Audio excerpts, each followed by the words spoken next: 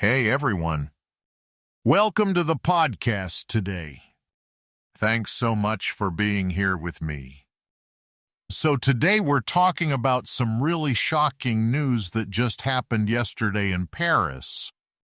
The Louvre Museum, one of the most famous museums in the entire world, was robbed. Thieves stole priceless jewels that belonged to French royalty and emperors from history.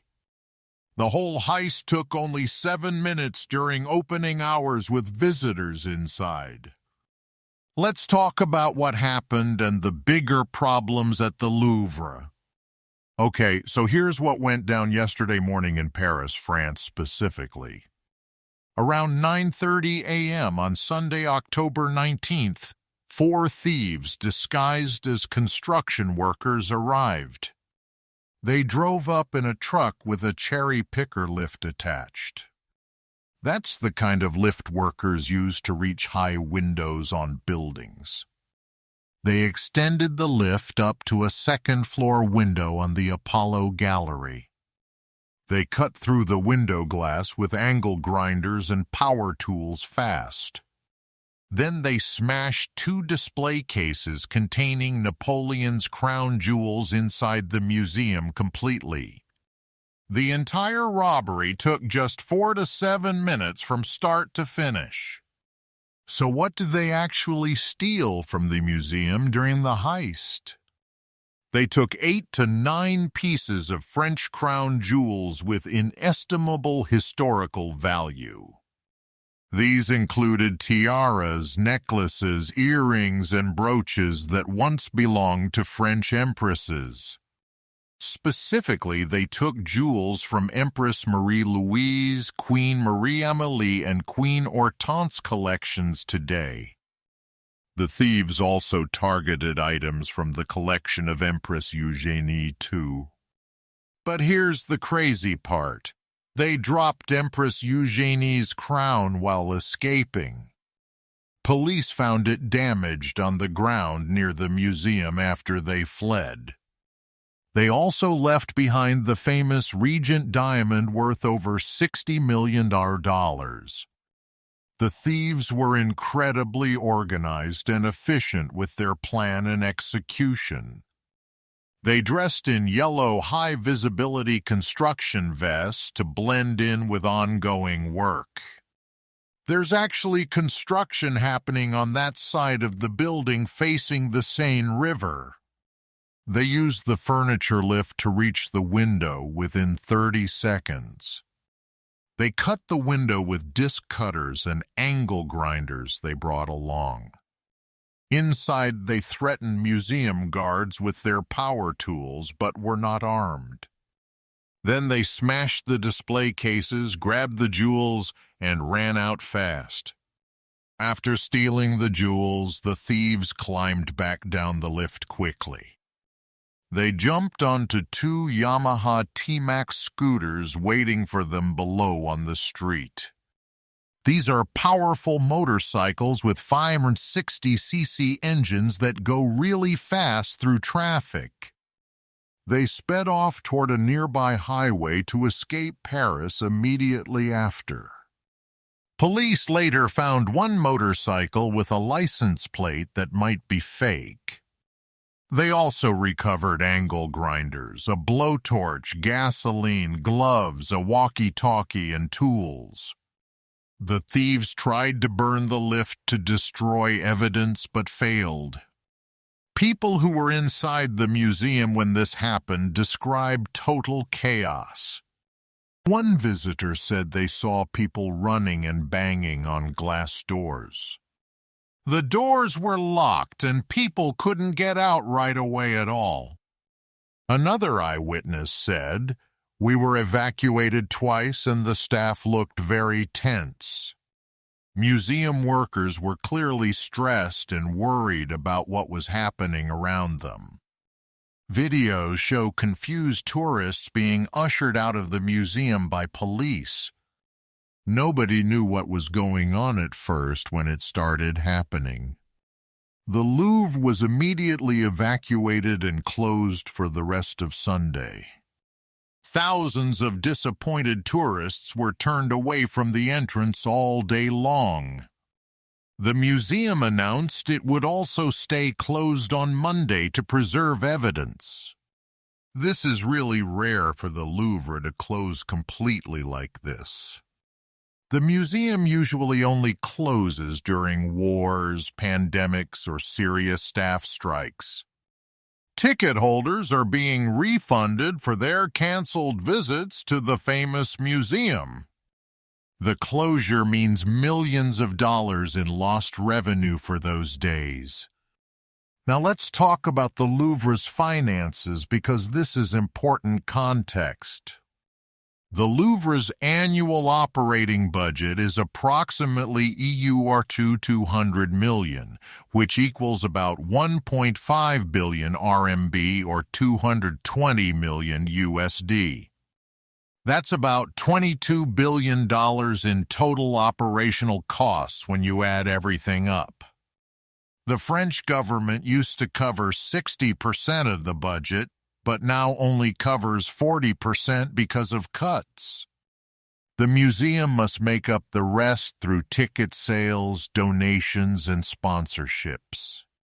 Ticket sales alone generated €87 million in 2018 from millions of visitors coming.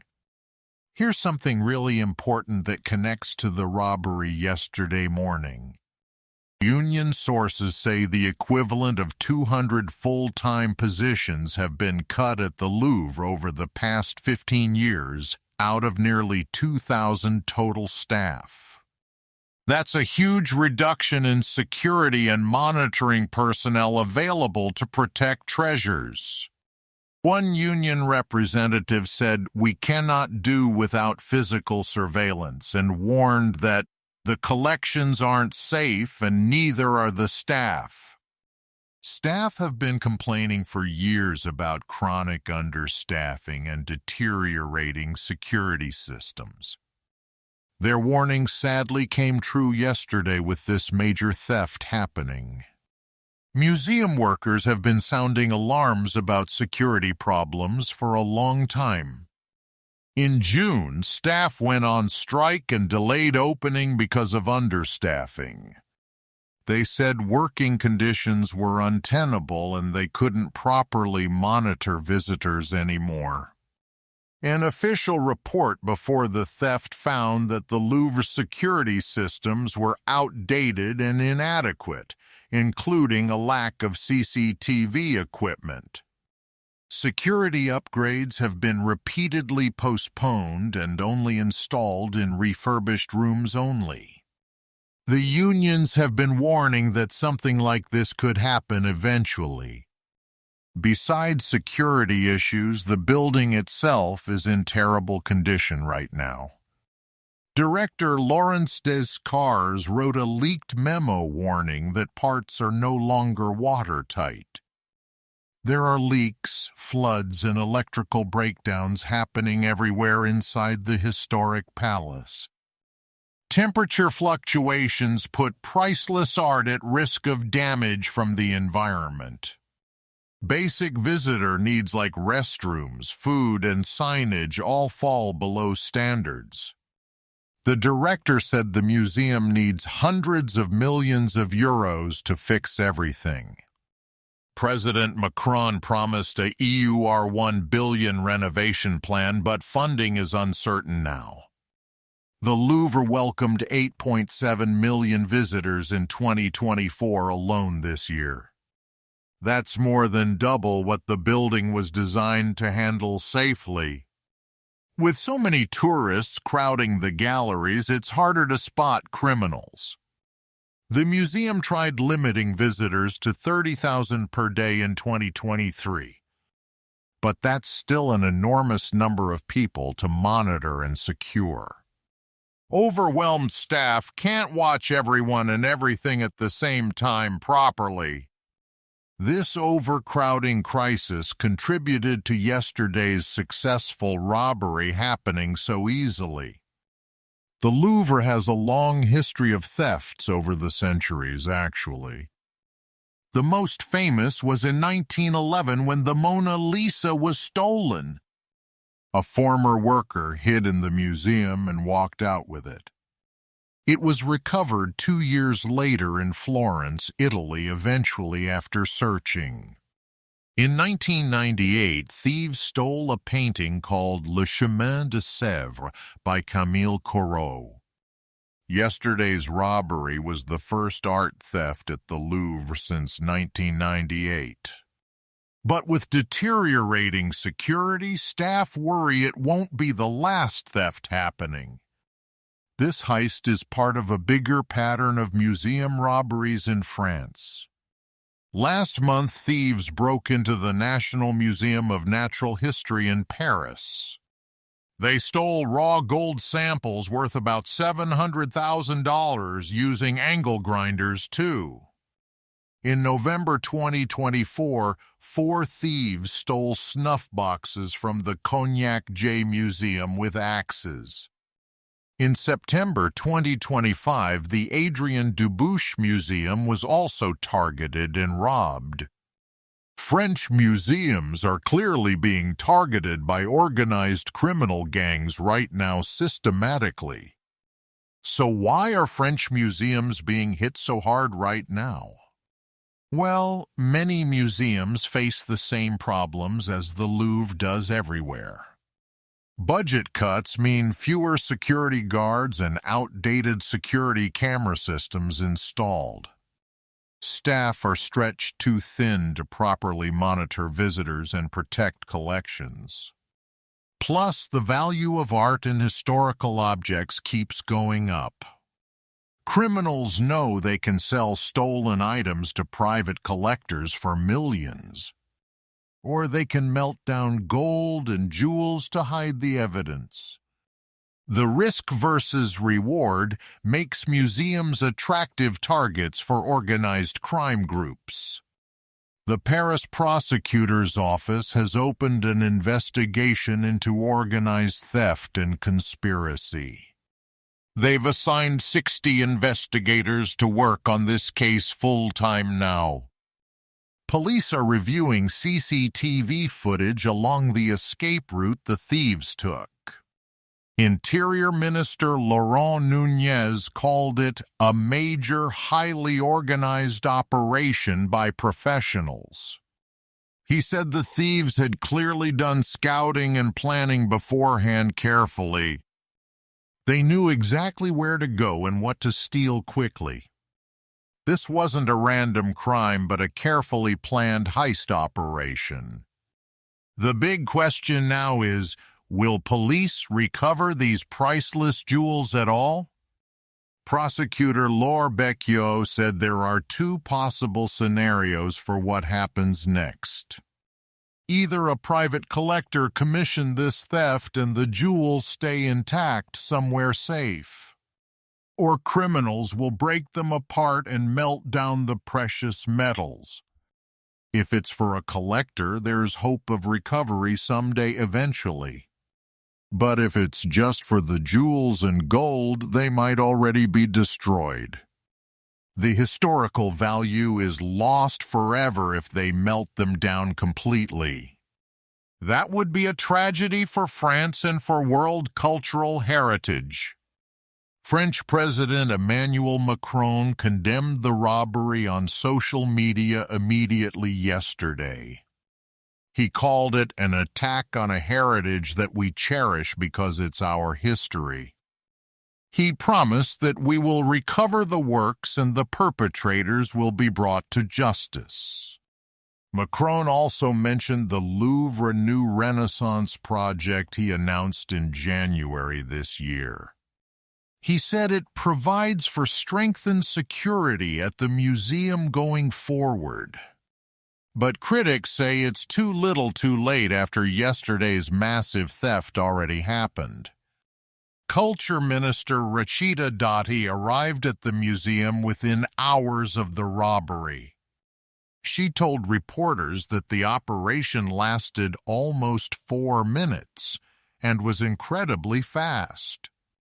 She praised how quickly authorities arrived, saying it was a couple of minutes after notification.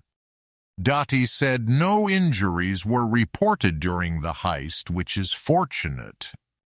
But she acknowledged this raises serious questions about museum security across France. She and Interior Minister held an emergency meeting Monday to assess security measures nationwide. The Louvre reopened on Tuesday with increased security presence everywhere inside and outside. But the damage to its reputation is already done completely and totally. People are asking, how could this happen at the world's most famous museum? Staff are demanding immediate action on security upgrades and hiring more personnel. The unions say this proves their warnings were right all along. The government now faces pressure to actually fund the security improvements they've been promising. This robbery is a wake-up call for museums everywhere around the world. Budget cuts and understaffing create vulnerabilities that criminals exploit quickly and efficiently. Museums need adequate funding for security, staff, and modern surveillance systems installed properly. It also shows that no institution is immune to organized crime today.